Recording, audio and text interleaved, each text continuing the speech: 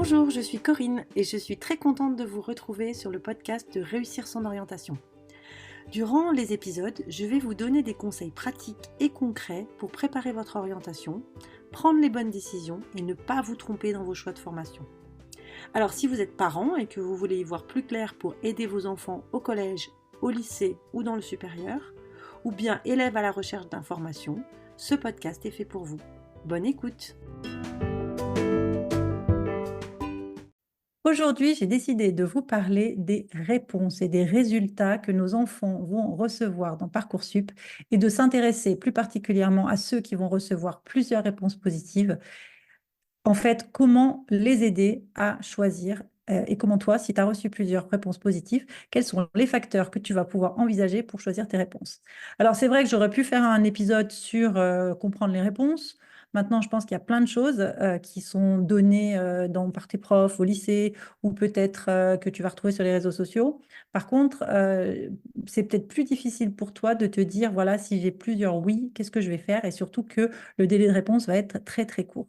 Donc aujourd'hui, c'est ce que je vais essayer de faire pour t'aider, soit parce que tu as plusieurs oui en France, mais encore plus compliqué, et je sais que ça va être le cas de certains de mes élèves aussi que j'accompagne, c'est qu'est-ce qui va se passer si j'ai eu des réponses positives à l'étranger, que j'ai aussi des réponses positives en France, comment je choisis? Et je sais que ça va être le stress et je pense que ça va être aussi un stress que moi je vais avoir en tant que maman. Donc les conseils que je vais donner, je vais essayer de les suivre. Maintenant, c'est pas facile. Donc je vais te donner en fait 4 éléments qui me semblent importants de considérer.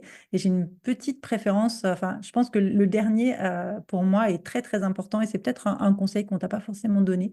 En tous les cas, voilà, reste jusqu'au bout. Si avant ça, tu connais un autre élève qui est en terminale qui va se poser beaucoup de questions au moment de choisir, bah, tu appuies sur le bouton partager. Ça me fera plaisir d'aider quelqu'un d'autre. Et puis là aussi, évidemment, si tu penses que cet épisode t'a aidé, tu mets un petit commentaire et puis les fameuses étoiles dans Spotify, dans Apple, enfin les étoiles partout, les étoiles, c'est bon, elles me font plaisir, mais surtout, plus j'ai d'étoiles, en fait, plus Spotify propose le podcast à d'autres élèves, et donc moi je suis contente si mon travail il sert à d'autres élèves. Donc merci beaucoup.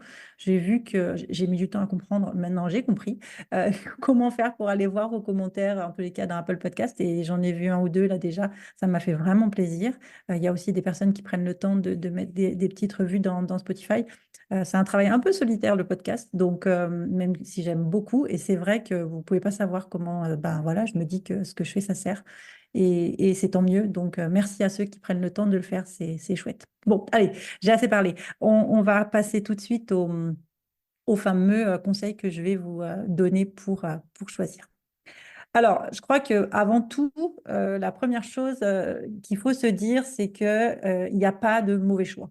De toute façon, ce qui va compter, c'est vraiment l'attitude qu'on va avoir par rapport à la formation que tu vas choisir. Et donc, moi, je me dis, et c'est qu'à partir du moment où tu as fait ton choix, tu as fait ton choix et tu ne reviens pas en arrière. Et tu ne commences pas à te dire, et si j'avais choisi ça, et si j'avais choisi ci. Non, non, c'est de la torture. J'en parlais avec une de mes amies, on est arrivé à la même conclusion, c'est de la torture mentale. Et donc, on oublie, à partir du moment où tu as choisi, eh ben, tu vas fonces et tu te mets en fait toute ton énergie positive pour te projeter dans cette formation. Et je pense que déjà là, en essayant d'oublier ce que tu aurais pu choisir ou pas choisir, de toute façon, on n'aura jamais la réponse, hein, je pense déjà que tu vas te mettre dans de bonnes dispositions. Donc ça, c'est la première chose que je voulais te dire.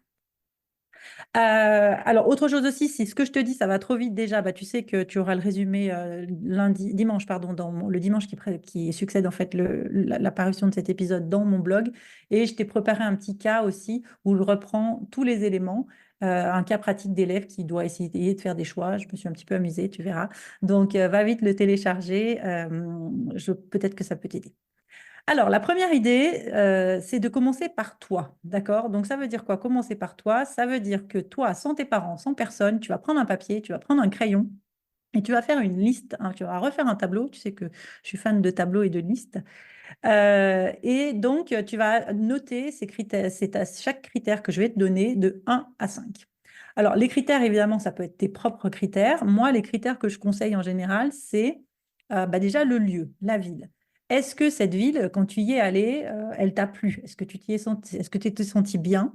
Est-ce que cette ville, elle est loin de chez tes parents? Est-ce qu'au contraire, elle est près de chez tes parents? Et toi, par rapport à ta future vie, est-ce que tu as envie de rester à côté de chez toi? Est-ce que tu as envie de partir loin? Est-ce que tu te projettes un petit peu dans cette nouvelle vie? Est-ce que voilà, c'est une ville dans laquelle tu as des amis déjà? Donc voilà, la localisation, ça peut être un élément important. La deuxième chose que tu vas mettre dans ton tableau, c'est le type d'enseignement. Est-ce que le type d'enseignement des différentes formations pour lesquelles tu as eu des réponses positives, en fait, c'est des enseignements qui correspondent à ta manière d'apprendre. Par exemple, si tu es très, très indépendant, peut-être que la fac, ça se correspondra très, très bien, alors que si tu l'es moins, peut-être que une formation plus accompagnée, ça serait mieux. Essaye d'être honnête avec toi. Autre chose aussi, est-ce qu'aujourd'hui, bon, c'est vrai qu'on est au mois de juin et tu n'as pas toutes les réponses, mais est-ce que tu as vraiment envie de te spécialiser ou est-ce que tu dis, ah non, finalement, je crois que je vais vouloir rester un petit peu plus ouvert? Donc, la localisation, le type d'enseignement. La troisième chose, c'est l'exigence de la formation. Est-ce que la formation que tu as demandée, peut-être tu as fait tes vœux déjà au mois de janvier, est-ce que cette formation que tu avais déjà demandée en janvier, aujourd'hui, elle te paraît trop exigeante par rapport aux notes que tu as eues sur la fin de l'année? Est-ce que tu penses qu'au contraire, bon, allez, entre les deux, tu vas quand même pouvoir te mettre la barre un petit peu plus haut parce que tu en as encore sous le pied? Est-ce que c'est adapté à ton niveau? Donc voilà, l'exigence de la formation et à tes attentes évidemment pour septembre, mais à tes attentes pour la vie, hein, à tes attentes pour plus tard. Parce que parfois, c'est vrai qu'il faut savoir se mettre un petit peu en difficulté pour pouvoir avoir quelque chose parfois un petit peu plus prestigieux si c'est ton vœu, si c'est ton choix. Mais là aussi, chacun est libre de s'adapter à ses exigences. Quatrième critère, c'est le coût. Est-ce que concrètement, tu as les sous, le budget? Est-ce que tes parents ont le budget pour envisager cette formation? C'est-à-dire, est-ce que tu as regardé vraiment le prix de l'école? Certes, mais aussi le prix de l'hébergement, le prix de la vie quotidienne, le prix des transports. Est-ce que ça va être hyper difficile ou est-ce que si c'est pas trop difficile, enfin, en tous les cas, si c'est difficile, plutôt, est-ce que ça en vaut vraiment la peine? Est-ce que ce sacrifice en vaut vraiment la peine? Parce que je le dis souvent, hein, là, aujourd'hui, tu es sur Parcoursup, tu te dis que tu joues toute ta vie avec ton bachelor ou avec ta licence. Enfin, je te promets que ce qui va compter plus tard, c'est quand même le master que tu vas obtenir, pas la licence que tu vas avoir. Donc, est-ce qu'aujourd'hui, c'est nécessaire de vraiment t'endetter pour une formation qui peut-être te permettra d'avoir un master ou pas, ou est-ce que tu peux aller par une voie détournée vers finalement un master ou une formation à bac plus 4 ou 5, ou peut-être même une licence pro, hein, si tu comptes faire un BTS ou un UT, qui te permettra là aussi d'avoir quelque chose de qualitatif. Donc, le coût, c'est important de vraiment en discuter avec tes parents et vraiment de comparer aussi ce facteur-là quand tu choisis ta formation. Et puis, la dernière chose, on en a peut-être un petit peu parlé, c'est tes amis, la vie sociale. Alors, je sais que ça, peut-être que les parents ils vont hurler en disant on ne va pas choisir une formation pour les amis. Non, mais c'est peut-être un facteur, d'accord? Est-ce que tu as envie ça t'embête pas d'être tout seul dans une ville où tu connais personne? Ou est-ce que au début, tu te dis ça serait quand même pas mal d'être pas très loin de mes amis? Est-ce que tu as envie de continuer ton sport? Je sais que j'ai accompagné des jeunes là, qui font les scouts, ils ont envie de rester avec leur groupe de scouts. Bon, ok, ça, moi, ça me va aussi. Est-ce que tu as envie de continuer la pratique de ton instrument dans ta ville et de pouvoir revenir les week-ends? Ok, c'est peut-être des facteurs comme ça qui aujourd'hui te semblent, enfin, peuvent paraître peut-être pour tes parents pas les bons facteurs et pour prendre une décision. Et je dis pas que c'est le seul facteur, mais dans ton tableau, je pense que c'est quelque chose que tu peux aussi envisager. Donc, je répète, localisation, type d'enseignement, exigence de la formation, le coût, les amis. Moi, c'est ce que je vois. Chaque critère, en fait, tu les notes de 1 à 5 et puis tu essayes de voir un petit peu ce qui ressort. Et tu essayes de mettre une note globale, en fait, à chaque formation par rapport à ces critères. Donc là, au moins, c'est très cartésien, très mathématique, il n'y a pas trop de sentiments, et puis ça te permet d'avoir une vision un peu plus claire. Alors, la deuxième chose, qui, j'espère, je la mets en deux parce que normalement, si tu as suivi tous mes conseils depuis le début, c'est quelque chose que tu as déjà fait, c'est de passer encore une fois la formation à la loupe. Et tu vas dire que je saoule avec mes sites internet, mais oui, s'il te plaît, va voir la formation encore une fois. Surtout si tu as plusieurs propositions d'admission. Alors, vraiment, va regarder les matières, les stages, les partenariats, les possibilités de partir à l'étranger, les équipements, les réseaux sociaux, enfin vraiment, va à fond dans la formation encore une fois. Je sais que logiquement, tu l'as déjà fait quand tu as fait ta lettre de motivation. Si tu as passé un entretien pour la formation, tu l'as encore fait. Donc, normalement, la formation, elle est claire pour toi. Mais voilà, va encore sur le site internet de la formation, sur les réseaux sociaux. Et puis, refais-toi, si ce n'est pas encore fait, une liste de points positifs et une liste de points négatifs. Voilà. Alors, tu vas me dire, ouais, mais je les ai déjà tous dans la tête. Parfois, de les écrire, ça peut te permettre de vraiment y voir un petit peu plus clair, surtout quand on est quand même perdu, parce que je te rappelle que si tu écoutes l'épisode, c'est que tu es perdu. Donc voilà, fais l'effort d'aller noter ses points positifs et ses points négatifs. Donc ça, voilà, j'insiste pas trop, on en a déjà parlé tellement de fois que voilà. Troisième idée, c'est quand même essayer de te projeter. Alors, tu vas me dire, ouais, c'est pas facile parce que moi, j'ai 17 ou 18 ans et voilà, je commence juste. Comment tu veux que je sache ce que je vais faire après le programme? Ouais, ça, je sais, c'est difficile. N'empêche qu'il y a quand même beaucoup de chances que tu t'arrêtes pas au bout de 2 ans, au bout de 3 ans et que tu continues. Alors, la question, c'est, OK, quand on fait ce programme-là, qu'est-ce qu'on fait? C'est quoi la suite? C'est quoi les débouchés? Donc là, bah là, tu vas dans Parcoursup hein, parce qu'il y a une rubrique qui s'appelle Connaître les débouchés. Si tu ne l'as pas encore fait, bah, va voir. Là, idem sur le site internet de la formation, logiquement, tu as, souvent un onglet qui s'appelle débouchés ou perspectives de carrière ou les statistiques que font nos élèves aujourd'hui. Donc ça peut te donner des idées. Si tu vas dans une université ou dans une école, moi, je te conseille de regarder un petit peu les masters qui sont proposés dans cette formation. Parce que, alors évidemment, ce n'est pas du tout garanti que la formation te prenne en master, pas du tout. Mais c'est vrai que pour pouvoir être prise en master, il faut avoir un très très bon dossier. Et si tu as un très très bon dossier dans ta formation, les profs entre eux se connaissent et c'est vrai que peut-être que ça peut quand même t'aider à rentrer dans le master de ton université. Si tu as fait par exemple ta licence de droit dans une université, ben, peut-être que tu auras des chances de rentrer dans le master de droit de cette université aussi. Donc, je sais que j'avais travaillé comme ça avec une jeune l'année dernière qui hésitait entre deux universités parisiennes. Et voilà, ça l'a quand même aidé à faire un choix. Elle avait aussi regardé d'ailleurs tout ce qui était vie étudiante dans le critère d'avant, là justement, et elle avait trouvé des assos qui lui plaisaient. Donc, ça avait été aussi un élément pour choisir. Donc, toujours pour les débouchés, bah, tu sais que je suis fan de LinkedIn, donc va voir sur LinkedIn. Va voir ce que font les personnes qui ont suivi cette formation aujourd'hui. Va voir ce que font les étudiants qui ont choisi cette formation aujourd'hui. Et puis, envoie-leur un petit message. Alors, je sais que le délai est un peu court, hein, mais bon, voilà, il y en a c'est peut-être certains qui seront sympas et qui répondront. Sur les réseaux sociaux des formations aussi, parfois, ils répondent. Donc là aussi, ça peut te donner une idée. Et c'est vrai que les débouchés de ta formation et surtout voilà, les places en master, bah, ça peut être un critère aussi. Et là aussi, bah, pourquoi pas, par rapport à ton tableau, tu peux aussi rajouter ce petit critère débouché pour voir les formations qui vont te donner le plus de débouchés possible. Ça peut être aussi, est-ce que ma formation est prestigieuse? Parce que ça peut aussi t'aider parfois pour trouver un master. Et donc, je t'avais dit que j'avais une quatrième idée, peut-être dont tu n'avais pas encore entendu parler. Puis moi, je l'aime bien, même si elle n'est pas forcément voilà, traditionnelle, parce que les autres, elles sont très, très objectives, très, très rationnelles. Voilà. Enfin, objectives, non. Mais en tous les cas, rationnelles, on met des 1, des 2, des 3. Voilà. La dernière, elle est un petit peu plus subjective. Pourtant, c'est souvent celle qui, je pense, marche le mieux. C'est en fait d'utiliser ton sixième sens. Alors, je pense que cette formation, c'est ta décision, c'est ton choix, et donc il va falloir que tu te fasses confiance. Et je sais que c'est difficile parce que souvent, ben, tu es en terminale et tu n'as pas eu à prendre de grandes décisions, d'accord?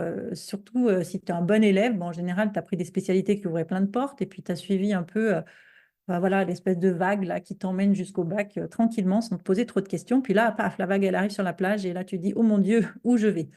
Et donc, te faire confiance, c'est quelque chose que tu as pas parfois fait parce que tu as toujours fait ce qu'il y avait de mieux ou tu as fait ce qui était possible, mais tu t'es pas posé toutes ces questions. Et en plus, là, tu vas dire, mais en fait, tout le monde sait et moi, je sais pas. Voilà. Et puis, il y en a qui vont avoir tendance à dire, un peu comme au restaurant, quand on est devant un menu puis qu'on ne sait pas ce qu'on veut, ben, moi, je vais faire comme toi. Et là, je dis, ah oh, non, non, non, non, fais pas comme tes copains.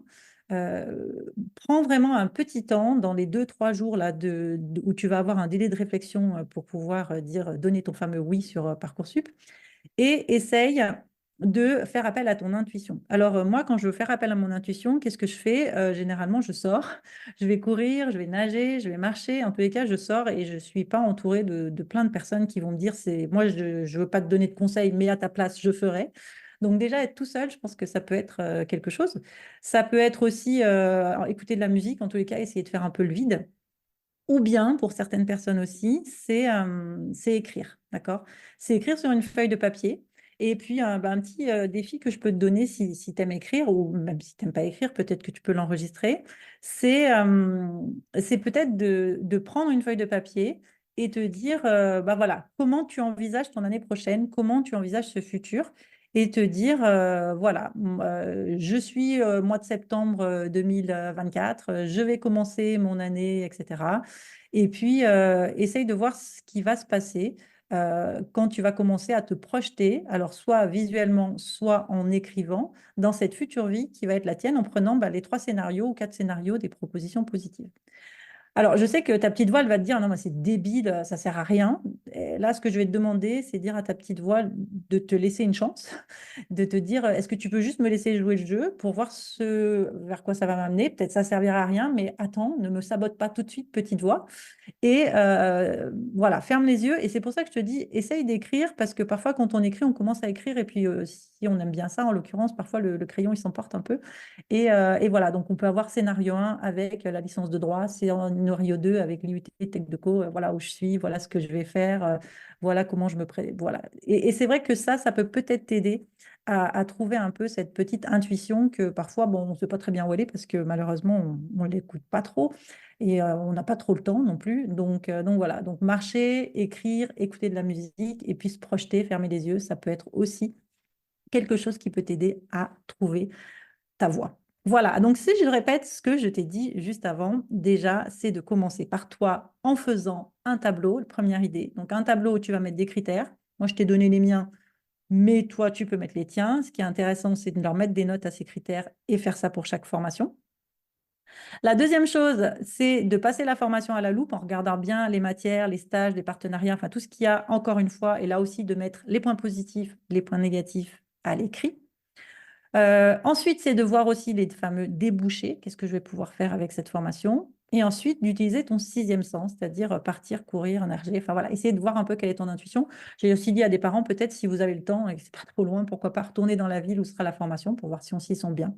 En tous les cas, essayez de partir un peu voilà, à l'intuition parce que de toute façon, il n'y a pas de mauvaise réponse. Vraiment, je tiens à le préciser, il n'y a pas de mauvaise réponse. Il n'y a que une manière d'apprendre, en fait. Et je sais que j'ai des élèves qui aimeraient que je sois Madame Irma et que je leur dise ce qu'il faut faire. En fait, pour savoir ce qu'il faut faire, il faut tester. Et donc là, tu vas le tester grandeur nature et ça sera super, j'en suis certaine. Voilà, donc si tu n'as pas eu le temps, parce que je parle vite, si tu n'as pas eu le temps de tout noter, bah, écoute, tu sais que tu peux aller retrouver l'article ou bien, même encore mieux, tu télécharges la petite checklist que j'ai faite et puis j'ai un petit cas pratique à te proposer. Si tu penses que ça t'a plu, je t'ai dit, tu partages. Et puis, écoute, sinon, bah, je te souhaite bon courage pour toutes les sélections que tu vas faire. Et puis, je te dis surtout à très vite pour un prochain épisode. À bientôt!